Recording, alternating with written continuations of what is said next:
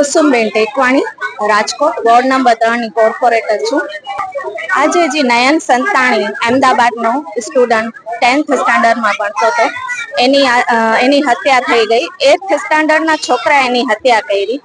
એના હિસાબે અમે એમને શ્રદ્ધાંજલિ આપવા માટે સમસ્ત સિંધી સમાજ અને સમસ્ત બહેનો સિંધી સમાજના અહીંયા એકત્રિત થયા એમને શ્રદ્ધાંજલિ આપવા માટે.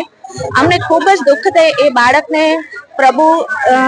પ્રભુ એની શરણમાં આત્માને શાંતિ આપે અને એના માતા પિતાને દુઃખ સહન કરવાની શક્તિ આપે એવી અમે પ્રભુને પ્રાર્થના કરીએ છીએ.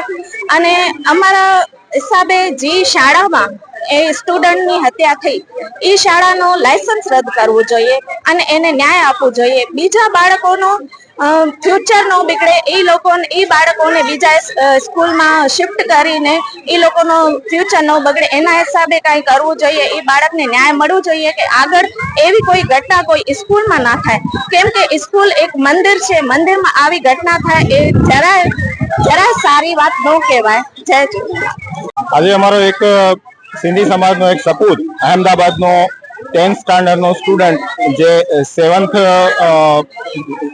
ત્યાંની અહેમદાબાદની ઇંગ્લિશ મીડિયમ સ્કૂલમાં ભણતો હતો, એને 19/8/2025ના રોજ સ્કૂલ અવર્સ દરમિયાન એ જ્યારે બહાર નીકળ્યો ત્યારે પોતાના ઘરે જવા માટે જતો હતો.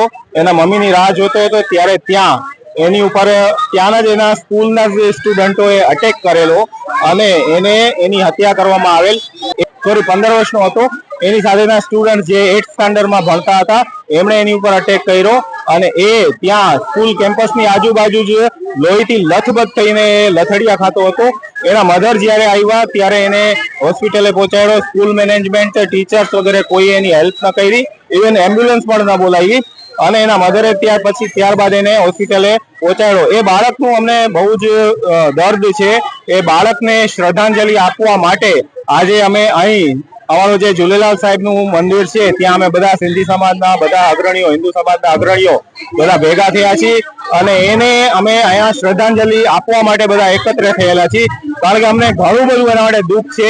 એટલે એ દુઃખને અમે સમજી અને એના માતા પિતાને પણ સંવેદના પ્રગટ થાય એ માટે અમે આજે અહીંયા એને શ્રદ્ધાંજલિ આપવા માટે એકત્રિત થયેલા છીએ.